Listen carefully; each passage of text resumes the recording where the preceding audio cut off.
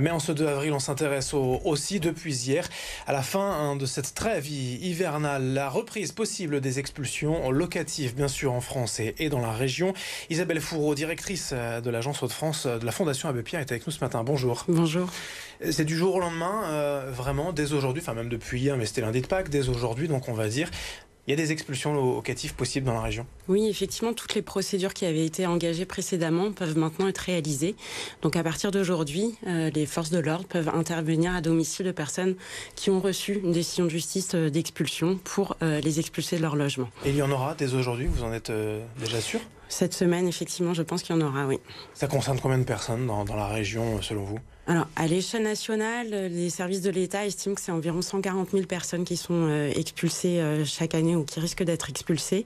On n'a pas tout à fait les déclinaisons à l'échelle régionale, mais pour vous donner un ordre d'idée, en 2022, c'était un peu plus de 2000 personnes pour lesquelles il y a eu accord d'intervention des forces de l'ordre pour procéder à une expulsion. C'est quoi la situation économique de ces personnes? On imagine qu'il y a une grande précarité, des chômeurs, peut-être aussi même des travailleurs précaires? Oui, honnêtement, il y a une très grande diversité de profils. On a fait une petite enquête l'année passée et ce qui ressort, c'est que la plupart des personnes ne pensaient jamais en arriver là. On a un certain nombre de personnes qui étaient en emploi, qui ont perdu leur emploi. Souvent, c'est ajouté des problèmes de santé, voire une séparation. Et puis après, c'est le cycle un peu infernal de dettes qui deviennent difficiles à rembourser. Donc, on n'a pas de profil type. Après, c'est vrai que c'est plutôt des personnes seules ou seules avec enfants qui peuvent être exposées au risque d'expulsion, tout simplement parce qu'il y a une seule source de revenus et donc c'est plus fragilisant en cas de diminution de ressources. Il y a un lien avec l'inflation de ces derniers mois où le mal-être finalement est plus général, plus global depuis ces dernières années, avec aussi un manque d'offres de logements? Ce qu'il faut avoir en tête, c'est qu'en tout cas, il y a une augmentation extrêmement forte des expulsions locatives. On constatait plus 50% à peu près sur 10 ans. Et là, les chiffres de 2023 sont tombés. C'est plus 23% en 2023 par rapport aux années précédentes. Et comme vous le dites, il y a deux facteurs clés. Le premier, c'est un marché du logement qui est de plus en plus tendu. Et le deuxième, c'est l'inflation qui vient fragiliser effectivement les ménages modestes, les plus modestes, mais pas seulement, avec des difficultés à pouvoir mener à bien toutes les dépenses qui sont toutes indispensables, donc se nourrir, se loger, se chauffer. Il y a beaucoup de gens forcément qui sont en attente d'un logement social ou des logements prioritaires. Enfin, il y a cette loi DALO, le droit au logement opposable. Voilà, malgré cela, la situation ne s'arrange pas. Ce qu'il y a, c'est que les possibilités d'accès au logement social sont de plus en plus difficiles. C'est plus de 60 000 personnes en attente dans l'agglomération lilloise, plus de 200 000 à l'échelle régionale. Et effectivement, les délais d'attente pour obtenir un logement social sont de plus en plus longs.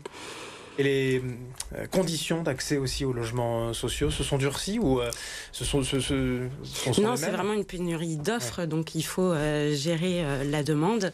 Et ce dont on s'aperçoit, c'est que les personnes qui sont les plus modestes sont celles qui ont le plus de difficultés à accéder au logement social, faute de garanties financières notamment. Et les personnes qui sont en impayé de loyer ou qui ont été en impayé de loyer sont souvent un peu stigmatisées et ont de plus en plus de difficultés à accéder à un autre logement. Vous nous dites qu'il y a des familles monoparentales, souvent des femmes seules avec enfants qui peuvent être expulsées comme ça. Ça veut dire quoi? Elles se retrouvent directement à la rue? Ces enfants se retrouvent à la rue ou il y a quand même des solutions d'urgence? Alors des solutions d'urgence sont recherchées mais pas toujours trouvées. Et effectivement, on a constaté, nous, notamment dans l'agglomération lilloise en 2023, de plus en plus d'expulsions sans aucune solution, ni même solution d'hébergement, parce que le secteur de l'hébergement est extrêmement engorgé également.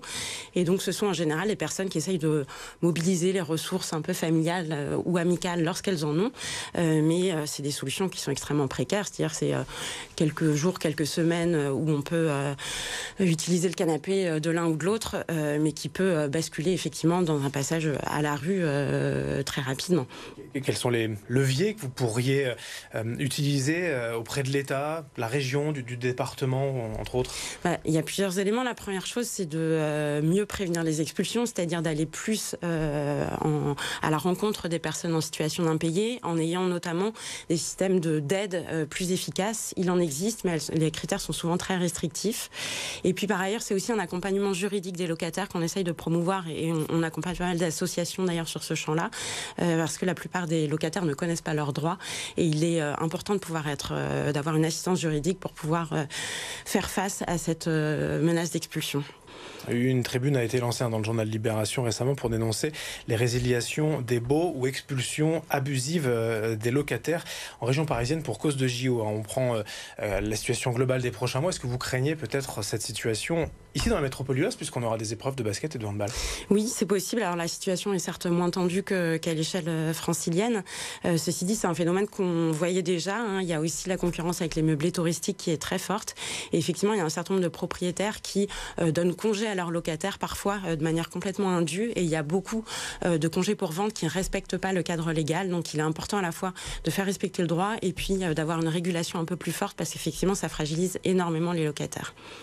Merci beaucoup Isabelle Fourreau, directrice de l'agence Hauts-de-France Fondation Abbé Pierre, d'avoir été avec nous Je vous remercie.